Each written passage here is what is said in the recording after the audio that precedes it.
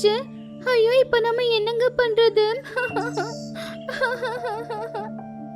இது எதுக்குன்னு எனக்கு கூட புரிய மாட்டேங்குது. உனக்கு இப்படி உழைக்குதா? இப்போ நீ சீக்கிரமா முட்டை இடணும் போலயே. உன்னை நான் எங்க கூட்டிட்டு போகட்டும்? புல்புல் இப்போ கர்ப்பமா இருந்தா. அதனால அவளும் அவளுடைய புருஷனான ஷம்புவும் ஒரு ரொம்ப பெரிய மரத்துக்கு மேல அவங்களுக்காக ஒரு அழகான கூட்டை கட்டிக்கிட்டு இருந்தாங்க. அந்த மரத்துல நிறைய பறவைகளோட கூடுங்களும் இருந்துச்சு. டுக் டுக் அப்படிங்கிற முயலும் அதே மரபொந்துல தான் வாழ்ந்துகிட்டு இருந்துச்சு. பாத்தியா ஷம்பு, நாம சீக்கிரமாவே இந்த கூட்டை கட்டி முடிச்சிருவோம். அது மட்டும் இல்ல, கூடிய சீக்கிரம் நானும் முட்டையும் வைக்க போறேன். சந்தோஷமா இருக்கு. ஆமாம் புல்புல், நானும் ரொம்ப சந்தோஷமா இருக்கேன். குழந்தைங்க வர்றதுக்கு முன்னாடி நாம நம்ம வீட்டை கட்டி ஆகணும். மழைகளை வேற வந்துகிட்டே இருக்கு. எப்போ வேணாலும் அதை ஆரம்பிக்கலாம். அட புல்புல், நீ இப்ப கர்ப்பமா இருக்க. எதுக்காக நீ இந்த அளவுக்கு கஷ்டப்படுற? ஷம்புவால தனியா கூடு கட்ட முடியும்ல? அட மீனா, இது எங்க 2 பேருடைய கடமை இல்லையா? எங்களுக்காக கூடு கட்டுறது எனக்கு ரொம்ப பிடிக்கும். சும்மா உட்காந்தாதான் எனக்கு சோர்வா இருக்கிற மாதிரி இருக்கும். அந்த மரத்துல வாழ்ந்துகிட்டு இருந்த நிறைய பறவைகள் விலங்குகள் எல்லாருமே ரொம்ப சந்தோஷமா வாழ்ந்துகிட்டு இருந்தாங்க. ஆனா அங்க ஒரு மோசமான காக்காவும் வாழ்ந்துகிட்டு இருந்துச்சு. மத்தவங்களுக்கு தொந்தரவு கொடுக்கறதுல அதுக்கு ரொம்ப சந்தோஷம் கிடைச்சுக்கிட்டு இருந்துச்சு. புல்புல் குருவி கர்ப்பமா இருக்கிறத பார்த்து அது சொல்லுச்சு, அடா புல்புல், நீ முட்டை வைக்கும்போது நான் அதை கீழே போட்டுருவேன். உன் குழந்தை உலகத்துக்கு வரதுக்கு முன்னாடியே மேலே போயிடுவாங்க. ரொம்ப நல்லா இருக்கும். காக்கா அப்படி சொன்னது கேட்டு பாவம் புல்புல் ரொம்பவுமே பயந்துட்டா. அட காக்கா அண்ணா, நீங்க என்ன சொல்லிக்கிட்டு இருக்கீங்க? அப்படியெல்லாம் சொல்லாதீங்க. அட இவன் இப்படிதான் ஏதாவது சொல்லிக்கிட்டு இருப்பான் புல்புல். நீ இதையெல்லாம் பெருசு எடுத்துக்காத. அவன் ரொம்பவும் மோசமானவன். பைசாக்கு பிரயோஜனம் இல்லைனாலும் மத்தவங்களுக்கு தொந்தரவு மட்டும் கொடுத்துக்கிட்டே இருப்பான். ஏய் கெட்டக்காகவே, என் பேச்சு நல்லா நீ கேட்டுக்கோ. என் முட்டையை நீ ஏதாச்சும் பண்ண, உன்னை என்ன பண்ணுவேன்னு தெரியாது. அப்படியா? நீங்கள் என்ன பண்ண முடியும்? என்ன நீங்கள் ஒன்றுமே பண்ண முடியாதே. நான் உங்கள் முட்டையை கீழே தள்ளிட்டு தான் போவேன். ஏய் முட்டாளுக்காகவே, இங்கிருந்து ஓடு. நீ பயமுடுத்தாத, அப்புறம் நடக்கிறதே வேற. அந்த மரத்துல வாழ்ந்துகிட்டு இருந்த மத்த பறவைங்க எல்லாரும் ஒன்னா சேர்ந்து காக்காவை திட்டி அங்கிருந்து காக்காவை அனுப்பிட்டாங்க. ஒழுங்கா போயிடு இங்கிருந்து. வேற வேலை வெட்டி இல்லையா உனக்கு? எப்ப பார்த்தாலும் மத்தவங்களுக்கு தொந்தரவு கொடுக்கறதையே ஒரு வேலையை வச்சுக்கிட்டு திரியிறான் பாரு. ஒழுங்கு மரியாதையா போயிடு. உன்னை பார்த்தா போதும், அன்னைக்கு நாள் பூரா நாங்க கஷ்டப்பட்டுக்கிட்டே இருக்கணும் போல. எல்லாரும் அவ்வளவு அவமானப்படுத்தினதுனால அந்த காக்காவுக்கு ரொம்ப கோவம் வந்துச்சு. ஆனா அதால எதுவுமே செய்ய முடியல. மரத்துல வாழ்ந்துகிட்டு இருந்த எல்லா பறவைகளும் ஒன்னா சேர்ந்துட்டாங்க. அதனால அந்த பறவைகள் கூட்டத்தை அதால எதுவும் செய்ய முடியல. ஆனா காக்கா சொன்னது மட்டும் பாவம் புல்புல் மனசுல ரொம்ப வேதனையே கொடுத்துச்சு. ஏங்க, அந்த காக்கா சொன்ன மாதிரி முட்டைகளை ஒண்ணு தள்ளி விட்டுறாதுல்ல? எனக்கு என்னமோ ரொம்ப பயமா இருக்கு. ஆமா புல்புல், நான் இருக்கேன்ல. நீ எதுக்கு கவலைப்படுற? மரத்துல மற்ற பறவைங்க இருக்காங்க. அவங்க நமக்கு உதவி பண்ணுவாங்க. இப்படி திட்டி அமிச்சல்ல, மறுபடி அவன் இந்த பக்கம் கண்டிப்பா வரவே மாட்டான். அத கேட்ட புல்புலுக்கு கொஞ்சம் சந்தோஷமாச்சு. இப்படியே சில நாட்களும் போச்சு. அவங்க 2 பேரும் கஷ்டப்பட்டு கூட்டையும் கட்டி முடிச்சிட்டாங்க. ஒரு நாள் மேகங்கள் எல்லாமே கருக்க ஆரம்பிச்சுது. நல்ல மழை பெய்யற மாதிரி இருந்துச்சு. அந்த நேரத்துல தான் புல்புல் ஷம்பு 2 பேருமே ஒன்னா சாப்பாடு தேடி போயிருந்தாங்க. சீக்கிரமா வீட்டுக்கு போலாம், மழை வர மாதிரி இருக்கு.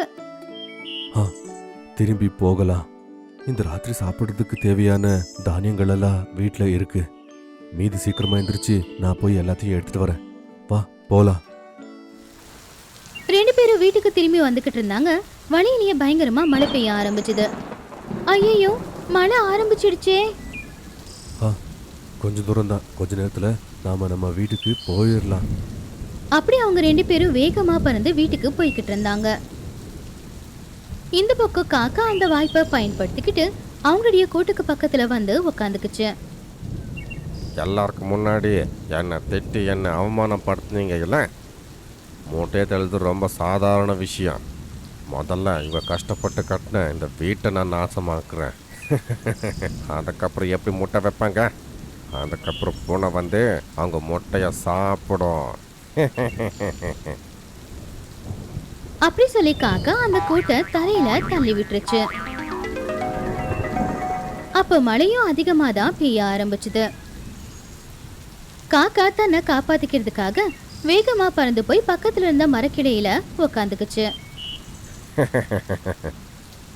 பாருக்கும் பாரு, இந்த புல்புல் சம்பு கஷ்டப்படுறத பார்க்கும்போது ரொம்ப சந்தோஷமா இருக்கு. காக்கா அப்படியே நினைச்சுக்கிட்டு இருந்துச்சு. அப்போ ஷம்பு புல்புல் 2 பேருமே அந்த மலையில நினைச்சுக்கிட்டே வீட்டுக்கிட்ட வந்தாங்க. ஐயோ கடவுளே, என்ன இது? எங்க கூண்டு எங்க போச்சு? யாரும் இதை உடைச்சு போட்டாங்க? ஐயோ, இங்க நம்ம கூட இல்லையேங்க. யாரும் நம்ம கூட்ட தள்ளி விட்டுட்டாங்க. இப்போ நம்ம என்ன பண்றது? எனக்கு ஒண்ணுமே புரிய மாட்டேங்குது புல்புல். இது யாரோட வேலையா இருக்கும்? ஐயோ, இப்போ என்ன பண்றது? நான் முட்டையை எங்க வைக்கிறது? நம்ம பசங்க எங்க இருப்பாங்க? கடவுளே, ஏன் எங்களுக்கு இப்படி எல்லாம் நடக்குது? நாங்க யாருக்கு என்ன அநியாயம் பண்ணோம்? ஒன்றும் கவலைப்படாத புல்புல், கண்டிப்பா இதுக்கு நமக்கு ஒரு வழி கிடைக்கும். அவா பக்கத்து வீட்டில் போய் நாம உதவி கேட்கலாம். புல்புல் ஷம்பு 2 பேருமே அவ்வளவு கவலைப்படுறத பார்த்து பக்கத்துல மரத்துல உட்காந்துக்கிட்டு இருந்த அந்த காக்கா சத்தமா சிரிக்க ஆரம்பிச்சுது. இப்போ நல்லா இருக்கு இல்ல? இதை பார்க்கத்தான் இத்தனை நாள் நான் காத்துக்கிட்டே இருந்தேன். என்னை அவமானப்படுத்ததுக்கு நான் பழி வாங்கிட்டேன். நீயா? அப்படின்னா இதெல்லாமே பண்ணது நீதானா? சண்டால காகமே. அப்புறம் என்ன? இந்த மாதிரி வேலையை என்னை தவிர யாரால பண்ண முடியும் சொல்லு? நீ பண்ணது சரியே இல்லை. இது ரொம்ப பெரிய பாவம். பார்த்துட்டே இரு, நீ பண்ண பாவத்துக்கு கண்டிப்பா உனக்கு தண்டனை கிடைக்கும். புல்புல் ஷம்பு 2 பேருமே ரொம்பவும் கஷ்டப்பட்டு கட்டுன அவங்களுடைய கூடு கீழே விழுந்துருச்சு.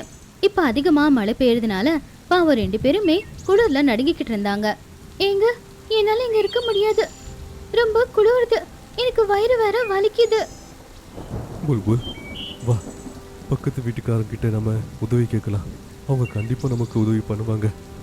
ஷம்பு புல்புல் 2 பேருமே மீனா குருவியோட கூட்டுக்கிட்ட போனாங்க. அவங்க பறந்துக்கிட்டே மீனா கிட்ட சொன்னாங்க, மீனா, அந்த காக்கா கோவத்துல எங்க கூட்டு தள்ளி விட்டுருச்சு. நான் உன்னுடைய கூட்டுலயே முட்டையை வைக்கலாமா? என்ன, என்னுடைய கூட்டுலையா? அவ்வளோ இடம் என் கூட்டுல இல்ல புல்புல். நீ வேற எங்கேயாச்சும் போறியா? ஆனா நாம இப்போ எங்க போகணும்? யாருக்கிட்ட உதவி கேட்க முடியும்? அது எனக்கு தெரியாது.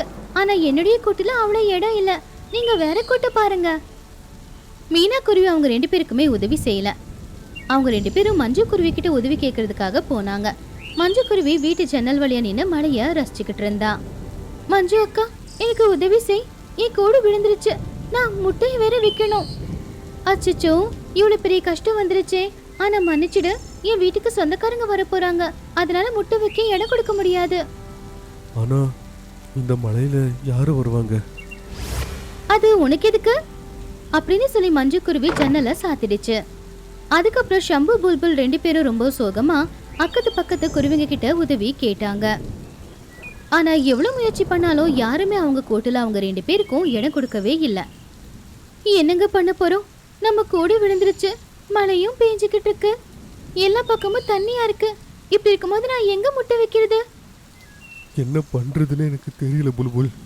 எல்லாருமே நமக்கு உதவி பண்ண மறுத்துட்டாங்க. பாவம் குளிரால புல்புல் ரொம்பவுமே நடுங்கிக்கிட்டு இருந்தா. அந்த அளவுக்கு அவங்க கஷ்டப்படுறத பார்த்த கூட அந்த காக்காவுக்கு மனசு வலிக்கவே இல்லை. இப்பவும் ஷம்பு புல்புல் 2 பேரையும் பார்த்து அது சிரிச்சுக்கிட்டு தான் இருந்துச்சு. அப்பதான் புல்புலுக்கும் ஷம்புவுக்கும் ஒரு குரல் கேட்டுச்சு. புல்புல், ஷம்பு அண்ணன், 2 பேரும் இங்க வாங்க, என்னுடைய வீட்டுக்கு வாங்க. அது வேற யாரும் இல்ல, டுக் டுக் அணில் தான். அது மரபொந்தில இருந்து கூப்பிட்டுக்கிட்டு இருந்துச்சு. அதை கேட்டு ஷம்பு புல்புல் 2 பேருமே சந்தோஷப்பட்டாங்க. 2 பேரும் சீக்கிரமா அந்த வீட்டுக்குள்ளார போயிட்டாங்க. உனக்கு ரொம்ப ரொம்ப நன்றி டுக் டுக். யாருமே எங்களுக்கு உதவி பண்ணவே இல்லை. ஆனா நீங்க பண்ணீங்க. அதுவும் நீங்க எங்களுக்கு அவ்வளோ சொந்தம் கூட இல்லை. பரவாயில்ல அண்ணன், ஒருத்தங்களுக்கு இன்னொருத்தங்க உதவி செய்யணுன்றது நம்ம காட்டோடைய ரூல் இல்லையா? அதுதானே நானும் செஞ்சுக்கிட்டு இருக்கேன். புல்புல், நீ இந்த கூட்டிலேயே முட்டைய வைக்கலாம், இங்க கதகதப்பா இருக்கும். புல்புல் டுக் டுக் அணிலோட வீட்டுக்குள்ள முட்டைய வச்சது. இது எல்லாத்தையும் பார்த்துக்கிட்டு இருந்த காக்காவுக்கு ரொம்பவும் கோவம் வந்துச்சு. ஏய் டொக் டொக் அணில், நீ பண்ணது சரியில்லை. அவங்களுக்கு உதவி பண்ண எனக்கு நீ எதிரி ஆகிற, ஞாபகத்தில் வச்சுக்கோ. காக்காவோட அந்த குரலை கேட்டு டுக் டுக்கும் ஷம்புவும் வெளியில வந்தாங்க. ஆனா அவங்க எதுவுமே சொல்றதுக்கு முன்னாடியே திடீர்னு பயங்கரமா மின்னல் வந்துச்சு. அந்த மின்னல் காக்கா உட்காந்துக்கிட்டு இருந்த அந்த கிளையில வந்து பட்டுச்சு. உடனே அந்த கிளையோட சேர்ந்து காக்கா தண்ணியில வந்து விழுந்துருச்சு. காப்பாத்துங்க, காப்பாத்துங்க, என்ன யாராச்சும் வந்து என்ன காப்பாத்துங்க. திடீர்னு அப்படி நடந்ததை பார்த்து டுக் டுக் ஷம்பு 2 பேருமே ரொம்பவும் ஆச்சரியப்பட்டாங்க. இதத்தான் சொல்லுவாங்க, எதை விதைக்கிறியோ அதுதான் விளையும்னு. காக்கா தண்ணியில முழுகிக்கிட்டு இருந்துச்சு. அந்த நேரத்துல ஷம்பு அப்புறம் புல்புல் கட்டின அந்த கூடு தண்ணியில அடிச்சுக்கிட்டு வந்துச்சு. உடனே காக்கா அந்த கூட்டுக்குள்ள போய் உட்காந்துக்குச்சு. நல்லா வேலை பொழைச்சிட்டேன், செத்து போயிருப்பேனே. பாத்தியா காக்கா, எந்த கூட்டை நீ தண்ணியில தள்ளி விட்டியோ அந்த கூடு தான் இன்னைக்கு உன் உயிரை காப்பாத்திருக்கு. நீ பண்ண தப்புக்கு நல்ல தண்டனை உனக்கு கிடைச்சிருச்சு. இன்னைக்கு நீ தள்ளிவிட்ட கூண்டுதான் காப்பாத்திருக்கு. இந்த பக்கம் எப்பவுமே நீ வரவே கூடாது. வந்தேன்னா இன்னொரு வாட்டி உன்னை யாருமே காப்பாத்த மாட்டாங்க. காக்கா அந்த கூட்டுல உட்காந்துக்கிட்டே அந்த தண்ணியை தாண்டி வெளியில வந்துச்சு. காக்காவுக்கு தான் செஞ்ச தப்பு என்னங்கிறது புரிஞ்சுது. இன்னொரு